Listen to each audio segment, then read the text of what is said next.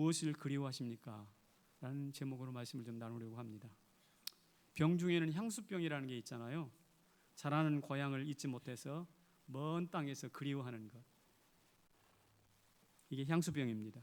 저도 가끔 성지순례라는 그 되지도 않는 이름을 붙여가지고 부교육자들과 함께 제 고향 전라북도 장수를 갑니다. 저는 장수를 가는 게 아니라 성지순례를 하는 거라고 생각하고 가는 거죠.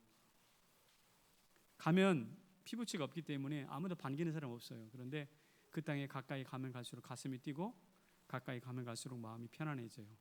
왜냐하면 거기에서 내가 만들어졌고 나를 만들었던 땅과 바람과 추억과 그 풍광이 거기 숨어 있거든요. 그래서 여러분들은 그냥 지나가는 한 그림의 경치에 불과하지만 저는 추억과 역사가 담긴 곳이라서 저에게는 사람이 가슴이 뭉클해요. 근데 사람만 그런 게 아닙니다. 연어도 고향에 와서 알을 낳고 죽는다 그러대요. 그러니까 어떤 의미에서는 연어는 나보다 더 훨씬 더 심각한 향수병을 앓고 있는 거예요. 고향에서 죽으니까. 그런데 고향을 그리워하는 것은 낭비는 아닙니다. 오히려 제가 볼 때는 내가 누군지 정체성을 재확인할 수 있는 기회고요. 내 삶을 재충전하는 좀 순수한 도구가 되기도 합니다. 그래서 예로부터 관직에서 은퇴를 했을 때 혹은 정치적으로 큰 결단을 할 때 자주자주 고향을 찾았었습니다. 그런데 제가 말씀드리려고 하는 것은 이 고향의 중요성이 아니라 고향을 찾게 하는 그리움, 고향을 찾게 만드는 연어로 수천 킬로를 다시 돌아오게 고향으로 돌아가게 하는 그 그리움, 그 그리움에 대한 이야기를 하고 싶습니다. 이 그리움은 아무것도 아닌 것 같지만 대단한 힘이 있습니다. 인생에 불을 붙여요. 이를테면 나라를 그리워하잖아요. 애국심이 불타올라요. 어느 한 사람을 그리워하잖아요. 그러면 상사병이 걸립니다. 그래서 여러분 결혼하시지 않았습니까? 그렇죠. 네. 학문을 그리워합니까? 학자가 돼요. 예수님을 그리워합니까? 하나님을 그리워하십니까?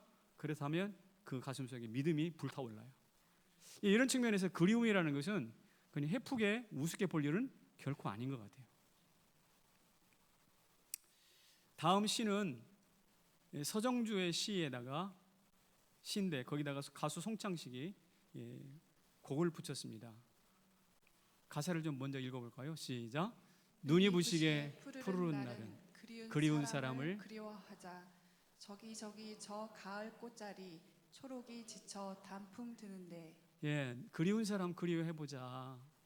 눈이 부시게 푸른 날에는 저기 보니까 가을 꽃자리, 꽃자리 저 지난 여름에는 초록색이었잖아. 그리움에 지쳐서 지금 단풍으로 변했구나. 이 만추의 계절에 그리움으로 가득 찬 가슴을 노래한 것 같아요. 한번 영상을 한번 보여드릴까요? 눈이 부시게 푸르른 날은 그리운 사람은 그리워하자. 저기 저 가을 꽃자리 초록이 지쳐 단풍 드는데 눈이 부시게 푸르른 날은 그리운 사람은 그리워하자.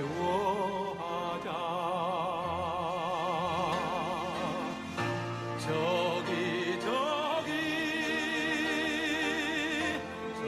가을 꽃자리 초록이 지쳐 단풍 드는데.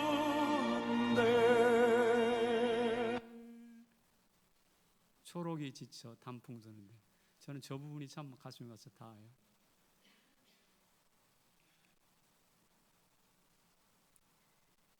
우리도 누군가 그리워할 수 있는 것은 대단히 큰 힘이에요. 그리움이 없다는 것은 돌이에요. 목석이라고. 이 가을에 터덜터덜 걸어서 교회로 나온 여러분, 이제 핑 정신없이 가야 되니까 아무 생각 없이 교회에 나오신 여러분, 나는 지금 무엇을 그리워하고 있는지 저 노래 한번 들으면서 생각해 보세요. 오늘 본문도 이스라엘 백성들이 예루살렘을 그리워하는 노래예요. 이스라엘 백성들이 예루살렘을 그리워하는 노래예요. 알다시피 이스라엘 백성들은 1년에 3번씩 예루살렘을 방문하며 제사를 드리게 돼 있습니다. 근데 그 시간은 참 그들에게 있어 꿈 같은 세월이에요. 이를테면 사느라고 얼마나 바쁘겠어요. 인생이 고달프잖아요. 근데 모든 거 다 내려놓고 저 믿음의 동산, 아름다운 동산, 예루살렘으로 걸어 올라가는 그 발걸음은 너무 멋진 거예요. 여행 같기도 하고. 두런두런 이야기하면서 걸어가는 그 예루살렘 올라가는 그 길. 거기 가면 하나님께 드리는 풍성한 제물이 있거든요. 성가대가 아름다운 노래를 부르거든요. 하나님을. 그리고 많은 음식들이 서로 나뉘어집니다. 살려주시고 먹여주시고 보호하신 하나님께 드리는 멋진 예배가 펼쳐지는 것이에요. 그 감사와 축제가 펼쳐지는 곳, 그것이 바로 예루살렘입니다. 저희 아버님이 시골에 살다가 어느 날 서울에 한번 오랜만에 여행을 오셨는데, 서울 갔다 오셔가지고 내려오셔서 졸린 나를 가족들 다 깨워가지고, 야야, 내가 서울 갔더니 말이야, 이렇게 엄청나게 큰 기차가 끝이 안 보이더라. 뭐 큰 기차며 건물이며 이런 것들을 얼마나 입이 닳도록 설명하는지, 마치 서울이 다 자기 것인 것처럼, 서울을 다 본 것처럼, 골목골목 다 본 것처럼 할 말이 입이 닳도록 서울 자랑하는 거예요. 촌놈 서울 자랑하면 서울, 입이 침이 마른다고. 그렇듯이 말이죠. 이스라엘 백성들도 예루살렘 갔다 오면 그 예루살렘의 화제거리로 얼마나 즐거운 시간이 펼쳐지는지 감격과 축제 기억하고 또 기억합니다. 그러니까 이스라엘 백성들은 예루살렘을 그리워하지 않고는 배길 수가 없어요. 그래서 이런 말을 하는 게 본문에 이렇게 외치고 있어요. 같이 읽어봅시다. 시작. 예루살렘아, 우리 발이 내 성문 안에 섰도다. 예루살렘아, 너는 잘 짜여진 성읍과 같이 건설되었도다. 예루살렘아, 내가 기다렸는데 드디어 내가 내 아름다운 성문 안에 들여 발을 디디러 왔어.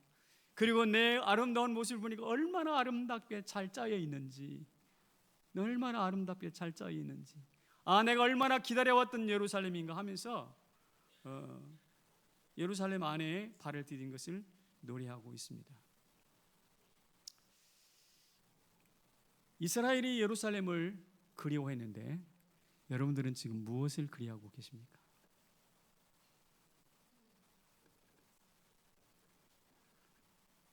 자, 그렇다면 이스라엘이 이렇게 예루살렘을 그리워하고 있는데 그 이유가, 그 근본적인 이유가 뭘까요? 왜 예루살렘을 그리워할까요? 이것 때문에 그래요. 인생을 묶어주고 완성시키는 끈이에요. 예루살렘이 인생을 묶어주고 완성시키는 끈이라고. 이를테면 구두점을 찍지 않으면 문장은 완성되지 않잖아요. 낙관을 딱 찍지 않으면 아무리 잘 쓴 서예라 하더라도 작품이 아닙니다. 인생도 질서와 의미를 부여해서 완결해준 완결점이 없다면 그 인생은 아직도 미완성인 거예요. 심리학자 매슬로우가 인간의 욕구 단계에 대한 이야기를 했잖아요. 이거 심리학 배운 사람 누구나 다 아는 이야기인데, 높은 단계까지 자아실현에 성공한 사람 참 누구나 다 그렇게 되고 싶은데, 알고 보니까 자아실현이 높은 단계까지 완성된 사람일수록 인간관계가 넓고 풍성하면 좋겠는데 오히려 좁대요. 오히려 좁아. 왜 그럴까요? 완성된 끈이 없으니까 그래요. 그 인생을 완성시켜줄 마지막 끈이 없으니까 그래요. 장자는 이런 말을 했습니다. 장자, 노자, 장자 할 때 장자 같이 읽어볼까요? 시작. 소인의 만남은 술처럼 끈적거리지만 군자의 만남은 물처럼 맑고 투명하다. 근데 소인들이 만나면 술 한 잔 걸치고 말이야, 그 관계가 최고인 것처럼 막 끈적끈적하고, 그들이 그 관계가 없으면 인생이 끝날 것 같은 그런 느낌을 가져요. 그러나 그 술자리가 끝나고 술이 깨고 정신이 나면 끝, 각자 자기를 가는 거예요. 그런데 군자의 만남 물처럼 밋밋하여 그렇지만 맑고 투명해서 물이 어디 가나 있듯이 이 군자의 만나면 오래 지속된대요. 왜 인간이 높은 욕구 단계까지 자기를 성취했음에도 불구하고 왜 관계가 오래 가지 못할까요? 소인배들은 왜 술 한잔 마시고 그것으로 끝일까요? 그것은 아까 말씀드린 것처럼 그의 인생을 완성시켜주는 끈, 그 끈을 아직 찾지 못하기 때문에 그렇습니다. 여러분, 배를 베었어요. 배를 베어가지고 논에 다 옛날에는 이제 눕혀놓잖아요, 말리느라고. 근데 그것을 마지막에 뭐 합니까? 가서 다 묶잖아요. 그래서 그것을 낫가리로 묶어서 단을 만들고 낫가리를 가져 집으로 추수를 하는 것까지 해야 농사를 제대로 짓는 거예요. 근데 배를 베어놓기만 하고 끈으로 묶을 끈이 없다면 그 벼는 논에서 썩게 돼 있어요. 농사 헛짓는 거죠. 자동차 부품이 3만 가지라고 하는데 그 3만 가지를 다 흩어놓으면 그것은 자동차가 아닙니다. 그것을 설계대로 다 조립해야 합니다. 그래야 자동차가 되는 것이죠. 자, 만약에 볕단에 끈이 없고 자동차에 설계도가 없다면 그것은 자동차도 아니고 농사 헛짓는 것인 것처럼 마지막 인생 가운데서도 내 인생을 마지막으로 완성시키고 묶어줄 그 무엇인가 설계도와 끈이 필요하다는 거예요. 이스라엘 백성들에게 있어서는 그들의 인생을, 헝클어진 인생 고단한 인생들을요 완성시켜줄 그 무언가가 필요했는데 그게 무엇이다? 예루살렘이었다. 우리가 선 곳은 세 군데입니다. 학교라든지 시장이라든지 일터라든지. 그렇죠? 요 세 가지 중에 학생들은 학교에 가서 공부하면서 꿈을 배워요. 우리들은 시장에서 거래를 하면서 내가 원하는 것을 얻어요. 아니면 일터에서 열심히 일하면서 승진해가지고 원하는 권력을 얻어요. 자, 그렇지만 꿈과 부와 권력을 얻었다 하더라도 그 자체가 행복은 아니잖아요. 그 자체가 행복은 아닙니다. 어쩌면 얻고 얻으면 얻을수록 더 쓸쓸해지고 외로울 수가 있습니다. 높은 산에는 오직 한 사람만 올라갈 수 있듯이, 정상에는 한 사람만 올라갈 수 있듯이 그 마지막 끝자리는 외로운 자리인 거예요. 그래서 학교에 있든 시장에 있든 일터에 있든 우리의 위치를 정해주고 우리의 삶의 의미를 부여해줄 그 통합자가 필요한 거예요. 통합자. 이것이 바로 이스라엘에는 누구였다고요? 예루살렘이었고 하나님이었어요. 저와 여러분이 이 즈음에서 한번 생각해 보십시오. 내 인생을 완성시키고 묶어주고 풍요롭게 할 그 끈이 있는가? 설계도가 있는가? 누굴까 그게? 이스라엘은 어쨌든 그 끈을 어디서 찾았는가? 1년에 3번씩 예루살렘에 올라가면서 그 끈을 확인했습니다. 자, 그렇다면 예루살렘에는 무엇이 감춰져 있길래, 그 예루살렘 도대체 뭐가 있길래 그럴까? 한번 읽어보겠습니다. 뭐라고요? 축복의 3종선. 예루살렘에는 우리가 알지 못했던 3가지가 있어요. 3가지. 그것을 3절에 보면 3절에는 이렇게 설명해 놨습니다. 잘 짜여진 성미로다. 그 다음에 5절에는 거기에 심판의 보좌가 있구나. 다윗의 보좌 같은 심판의 보좌가 있구나. 7절에 보면 거기에 뭐가 있다고, 그 거리에는 평안이 있다다 그랬어요. 그러니까 예루살렘에는 예루살렘을 표현하는 3가지 중요한 내용이 있는데 거기 잘 짜여진 성읍, 심판의 보좌, 평안이 있어요. 이걸 하나로 뭉치면 이것을 뭐라고 하는가? 축복의 3종 세트다 이렇게 표현합니다. 그러면 잘 짜여진 성읍이라는 것은 뭐냐? 이것을 제가 좀 다른 말로 표현해 볼게요. 매력적인 성이라는 뜻이에요. 매력. 위진 피터슨은 이 메시지 성경에서 이 부분을 견고한 성, 예배를 위하여 지어진 성이라고 번역을 했거든요. 여러분, 성이라는 것은 보통 무엇을 위해서 사는가? 인간의 번영과 안전을 위해서 성을 짓습니다. 대부분의 성이. 그런데 예루살렘만은 인간의 번영과 안전을 위해서 지어진 성이 아니라 하나님께 예배하기 위하여 만들어진 성이라는 거예요. 그러니까 그 기원과 출처가, 그 기원과 시작점이 다른 성들과 전혀 다른 겁니다. 그래서 독특해요. 그러면서도 견고하대요. 그래서 한마디로 매력적입니다. 이것을 하나로 보면 잘 짜여진 성, 매력적이죠. 이목구비에 잘 균형이 잡혀 있어. 제 얼굴 쳐다보세요. 이목구비가 잘 균형이 잡혀 있어. 이런 사람을, 이런 얼굴을 무슨 얼굴? 매력적인 얼굴이라. 매력적인. 잘. 현호야, 너 비웃는 건 아니지? 고마워. 잘 짜여졌다 그 말은 한마디로 딱 요약하면 기원도 다르고 용도가 다른 독특한 하나님을 쓰여졌기 때문에 매력적인 성이다, 이런 뜻입니다. 그 매력은 지금도 잃어버리지 않았어요. 유대교, 이슬람교, 기독교의 성지로 되어 있잖아요, 예루살렘이. 그리고 지금도 포탄이 막 지금도 날아다닌다고 들었는데 그곳에 지구상의 수많은 곳에서 수천만 명이 지금도 모여들고 있는 곳이에요. 왜 그럴까요? 그것이 매력적인 곳이기 때문에. 예루살렘 매력입니다. 잘 짜여진 것. 두 번째는 뭐냐면 심판의 보좌가 있대요. 거기에 심판의 보좌가 있대요. 이 메시지 성경에서 이 심판의 보좌를 이렇게 설명해놨네요. 같이 읽어보겠습니다. 시작. 이스라엘의 진문명이 드러나는 바로 이곳에 의로운 판결 내리는 보좌가 놓였네. 저 유명한 다윗의 보좌. 자, 그러니까 예루살렘에 의로운 판결을 내리는 저 유명한 다윗의 보좌가 있어서 이스라엘의 참 진면목이 이 예루살렘 때문에 들어간다는 거예요. 이를테면 이스라엘이 금반지면 예루살렘은 금반지에 박힌 보석, 다이아몬드 같다는 뜻이에요. 왜 그런가? 거기에 의로운 심판이 시행될 보좌가 있으니까. 그래서 세상의 모든 열강들이 장차 다윗의 보좌 앞에, 예루살렘의 보좌 앞에, 의로운 심판의 보좌 앞에 찾아와서 재판받고 무릎을 꿇게 된다는 것이죠. 지금 우리를 괴롭히는 일본, 우리를 괴롭히는 돈 더 많이 내라고 하는 미국, 중국, 사드 어쩌고저쩌고 우리를 괴롭히는 나라가 열강들이 우리 주변에 있는데 그 열강들이 어느 날 하나님의 보좌 앞에, 의로운 보좌 앞에 무릎을 꿇고 뭐 합니까? 심판을 받는다는 것이죠. 할렐루야. 이런 측면에서 말입니다. 예루살렘은 보좌가 있어서 이스라엘이 그리워할 수밖에 없어요. 세 번째는 뭐냐? 평안이었잖아. 평안. 본문에 보면 평안 세 번이나 반복되고 있어요. 예루살렘이라는 그 말의 뜻을 보면 두 단어가 조합된 건데요. 하나는 흐르다, 또 하나는 살렘, 평화라는 단어가 조합된 거예요. 그러니까 예루살렘의 본래 뜻은 평화가 흐르는 곳이라는 뜻이에요. 예루살렘이 뭐 하라고요? 평화가 흐르는 곳. 여러분, 세상 어디에 가서 평화를 찾을 수 있겠습니까? 그러나 예루살렘에 가면 평화가 흐르더라는 것입니다.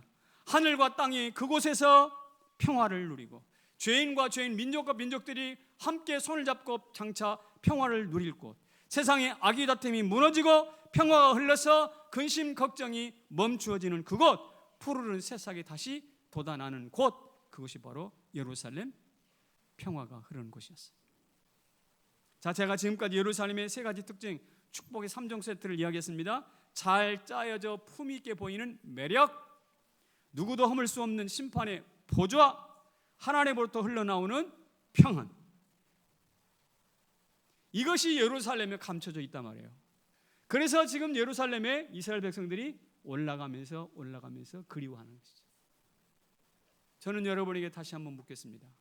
여러분들은 지금 무엇을 그리워하고 계십니까? 처녀가 총각을, 총각이 처녀를 그리워하는 것 충분히 이해합니다. 그러나 여기 계신 여러분들은 지금 허로운 가슴을 쓰다듬으면서 무엇을 기다리고 있습니까? 마음이 허전하니까 올해는 여행이라도 한번 가볼까? 그럼 여행 가가지고 여러분들의 허로움이 다듬어지던가요? 영화 한 편 본다고 되는가요? 두드러 부시는 무슨 재밌는 오락영화 본다고 해서 여러분 그것이 해결이 되는가요? 그렇지 않아요. 여러분의 그 가슴 속에 있는 빈 고속, 이 허로움은 무엇으로 채워지는가? 예루살렘으로만 채워질 수 있습니다. 왜냐하면 거기에는 무엇이 있으니까? 매력이 있으니까. 거기에는 의로운 심판이 있으니까. 거기에 무엇이 있으니까? 평안이 있으니까. 그런데 말입니다. 이 세 가지를 하나로 딱 묶어주는 용어가 있습니다. 여러분 설교 듣고 나갈 때 목사님이 축복 3종 세트 그러는데 3종 세트가 뭐지? 라고 계단만 내려가면 또 다 잊어버린다고. 다 잊어버리는데 그것을 하나로 딱 묶어준다고 본문에. 자, 그것이 바로 뭐냐면 이 단어예요. 뭐라고요? 형통. 자, 형통이 뭐라고요?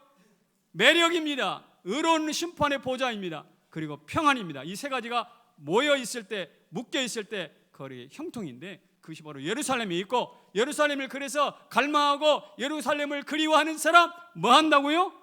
형통한다는 거예요. 그래서 오늘 본문 읽어보겠습니다. 6절에 이렇게 나와 있습니다. 같이 읽어봅시다. 다음 시작. 예루살렘을 사랑하는 자는 형통하리로다. 뭐 하리로다? 형통하리로다. 형통을 원하시지요? 그럼 예루살렘이 사랑해야 되겠네요. 예, 그러면 예루살렘이 그러면 그래도 예루살렘 사랑하려면 예루살렘에 가봐야 되는 게 아닌가? 이러면서 돈 없는데 성지순례 가야 될까요? 그러면 저기 예루살렘 모이라는 뜻일까요? 아니에요. 그건 아닙니다. 여기서 예루살렘을 사랑한다는 이야기인데 우리는 예루살렘에 큰 돈 내가지고 성지순례 갈 필요는 없어요. 왜냐? 이렇기 때문에. 뭐라고요? 교회가 예루살렘이라는 거예요. 교회가 예루살렘. 하나님 나라 백성으로 부름받은 성도들의 모임, 이게 교회의 정의입니다. 교회는 하나님의 나라, 하나님 믿는 백성들이 모인 공동체예요. 그런데 이 교회를 하나님의 나라, 보이지 않는 하나님의 나라와 대비시킵니다. 보이는 교회와 보이지 않는 하나님의 나라가 대비시키는 꼭 일치하지는 않습니다. 그처럼 예루살렘과 교회도 꼭 일치하지는 않아요. 하지만 예루살렘이 축복의 도성인 것처럼 교회도 복의 축복의 센터예요. 이스라엘이 예루살렘을 통해서 형통을 얻었다고 한다면 우리도 교회를 통해서 형통을 얻게 됩니다. 맛보게 돼요. 마치 교회를 통해서 하나님의 나라 확장을 보는 듯이 교회를 통해서 복받은 성도들이 어떻게 융성한 삶을 살게 되는지를 볼 수가 있습니다. 따라서 교회 없이는 축복과 형통을 논할 수가 없어요. 교회는 하나님의 나라와 형통의 가시적인 지표가 됩니다. 마치 온도를 알려면 온도계를 봐야 되듯이 하나님의 나라와 축복의 수준을 보려면 어디를 봐야 되는가? 그 사람의 교회 형태, 교회 생활을 봐야 되는 것이죠. 저는 기복신앙에 대해서 그렇게 긍정적이지 않습니다. 하지만 이것도 사실입니다. 교회를 빼놓고 교회 없이 복을 논하는 것은 불가능합니다. 우리는 세상에 예수 믿고 복받는 모델이 되어야 되고 아무리 모진 고난에서도 고통 가운데서도 어떻게 당당히 이겨나는지 보여주는 모델들이 되어야 돼요. 왜냐하면 교회는 이 땅의 평안과 의로운 심판과 매력의 상징인 예루살렘이니까. 이스라엘 백성들이 예루살렘을 자주자주 드나들고 그리워했던 것처럼 여러분들도 여러분의 몸된 교회를 사랑하고 그리워하고 자주 출입할 수 있기를 바랍니다. 여러분 지난 한 주간 동안 교회 몇 번 나왔어? 전지현 집사 교회 몇 번 나왔어? 요 사이 수요일에 안 나오다 수요일에 나온다고 저. 그래서 내가 물어본 거야. 애기들도 와요. 일주일에 한 번 오면서 그 사람이 교회를 그리워한다고 말할 수 있을까요?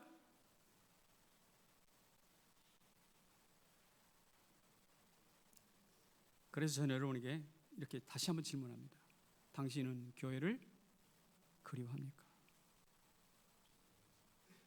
아까 푸르른 날 노래를 제가 소개했죠.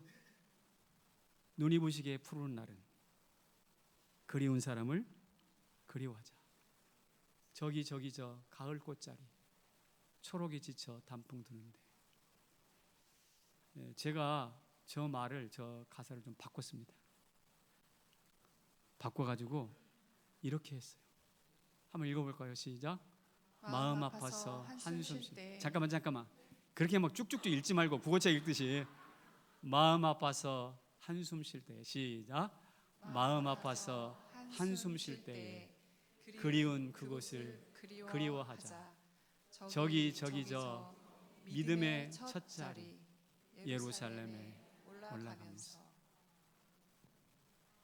괜찮게 바꾼 것 같아요? 잘 쓴 것 같아요? 제가 이제 카피한 건데 그리고 끝이 아닙니다. 저 가사를 오늘 사회본 최영원 목사 있잖아요. 최영원 목사가 불렀습니다. 영상 만들었어요. 한번 봅시다. 마음 아파서 한숨 쉴 때면 그리운 그곳을 그리워하자.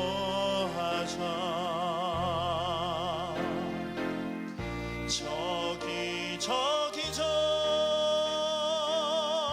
믿음의 첫자리 예루살렘 올라가면서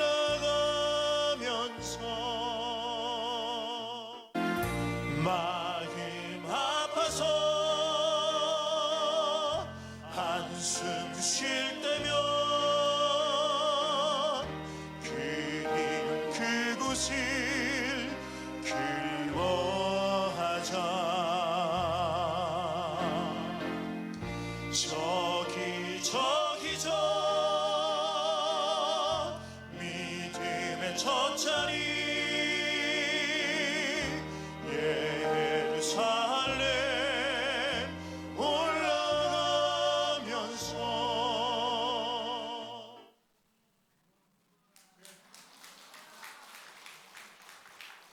박수 칠 줄은 몰랐네. 내가 볼 때 누구 아까 그 가수 누구였지? 송창식보다 더 나은 것 같아. 그쵸? 그 뒤에 또 누구 이야기, 조동희 목사 목소리도 들어갔어요. 모르는 사람 모르실 텐데. 저기에 마음 아파서 한숨 쉴 때에 그리운 그곳을 그리워하자. 거기 그리운 그곳이 어딜까요? 여러분의 그리운 그곳은 어디입니까?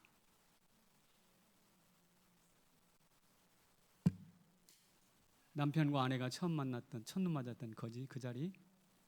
요 사이는 결혼한 부부들이 아이 낳고 그 아이를 데리고 그 신혼부부 갔던 그 자리에, 신혼여행 갔던 그 자리 간다며요. 그런 뭐 유행이 있다 그럽니다. 그곳이 그리운 그곳일까? 이 설교를 한 번이라도 들었다면 그렇게 유치한 짓은 안 할 거라고. 저는 성남제일교회가 주님의 몸된 핏자국이 나고 예수의 피냄새가 나는 이곳, 구원의 터전, 의의 의로운 심판, 그리고 매력적이면서 평안이 있는 이곳이 성남제일교회가 여러분의 그리운 곳이 되기를 소망합니다. 그리운 곳이 되기를 소망합니다. 아마 최 목사 이제 곧 있으면 미국 유학 갈 텐데 가가지고 거기서 그리워가지고 성남제일교회 한번 눈물을 흘리게 되지 않겠나 싶습니다. 이 노래 부르면서 눈물을 흘리지 않겠어요?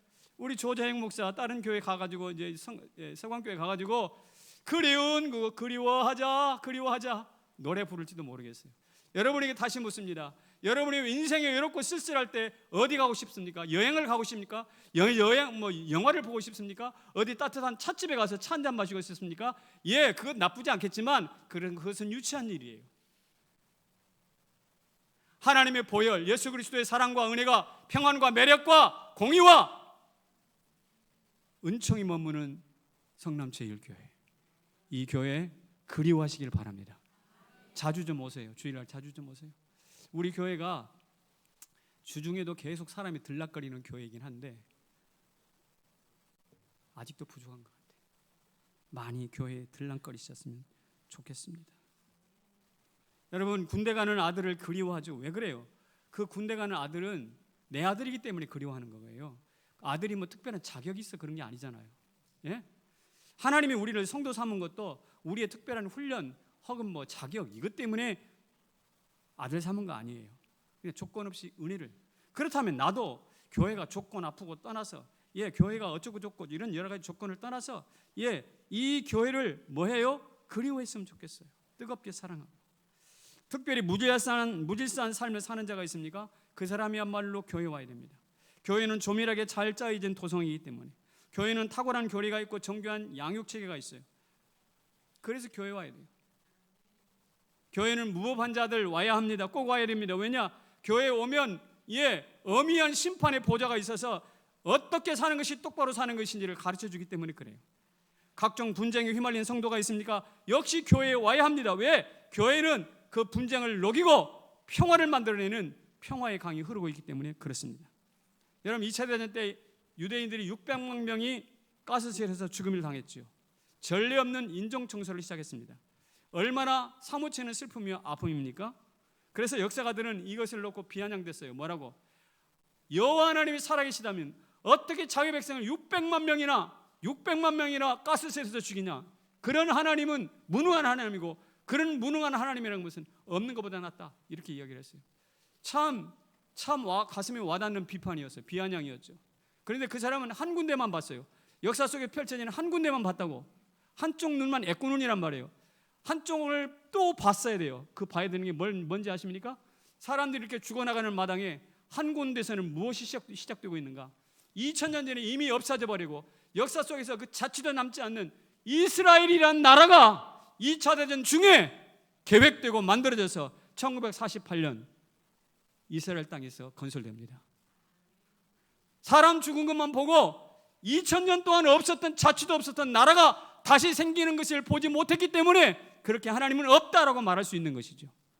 그런데 2000년 시간의 간격을 뛰어넘고 이스라엘이 나라가 생길 수 있었던 이유가 뭡니까? 그것은 바로 그 예루살렘, 그 이스라엘을 그리워했던 백성들이 있었기 때문에 그렇습니다. 2000년이라는 역사의 큰 간격을 뛰어넘고 그 그리움을 무너뜨리지 않았어요. 없애버리지 않았어요. 끝까지 2000년을 지속하면서 예루살렘을 사랑하고 그리워했어요. 누굴까요? 벤구리온입니다. 벤구리온, 그 사람은 동유럽에서 태어나서 2차 대전 때 영국군에 들어가서 영국 군인으로 참전합니다. 그러면서 영국과 약속을 맺어요. 우리가 2차 대전 승리를 위해서 싸울 것이다. 그렇다면 2차 대전 끝난 다음에 우리 민족 이스라엘 나라를 세워달라. 그리고 로스차일드라는 유대인의 유명한 큰 은행이 있습니다. 자본가죠. 영국이 그 사람들에게 손을 내밀었어요. 전비가 없잖아요. 전쟁 비용이 돈을 빌려달라. 빌려주면 전쟁 끝난 다음에 너희 이스라엘 세워줄게. 그렇게 해가지고 2000년은 없었던 나라가 이스라엘 딱 생겨났어요.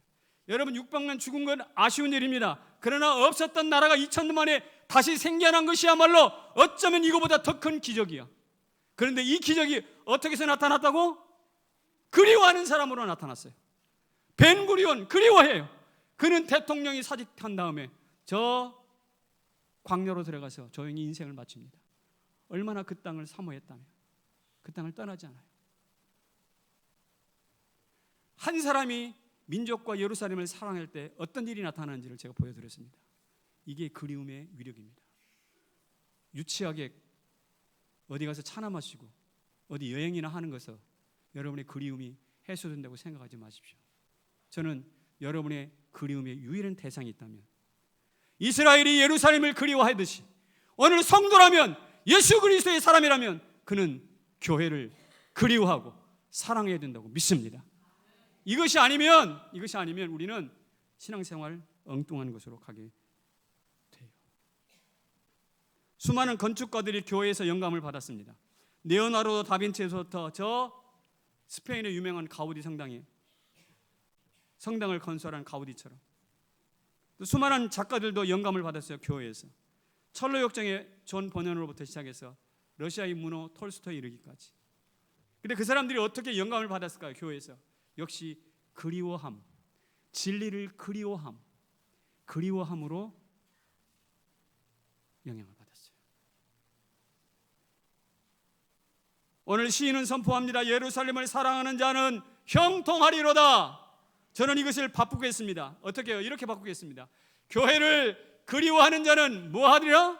형통하리라. 할렐루야.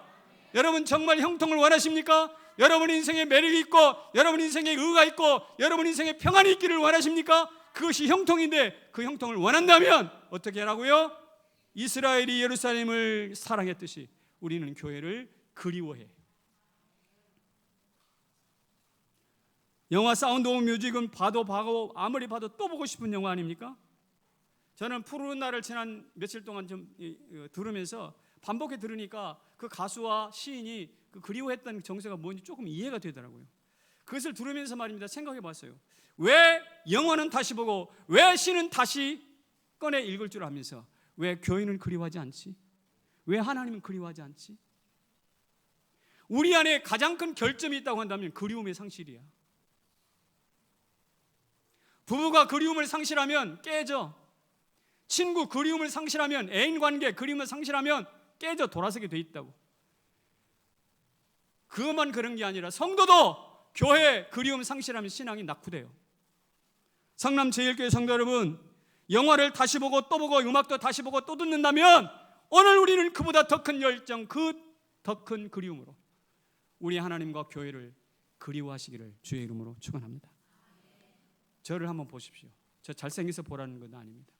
저는 어릴 때 학교 갔다가 교회를 공부를 마치면 교회 와서 기도하고 쉬었다가 놀다가 그리고 집에 들어갔습니다.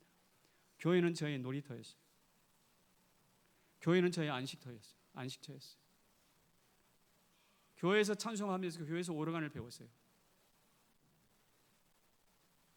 교회에서 목사님 비서가 돼서 목사님 시키는 심부름 다 했어요. 결과적으로 어떻게 됐는가? 내가 교회에서 들락날락 했는데 나중에 알고 보니까 교회가 나를 목사로 만들었더라고. 교회를 그리워하십시오. 여러분의 인생을 교회가 만들어갈 줄로 믿습니다. 자리에서 일어나시고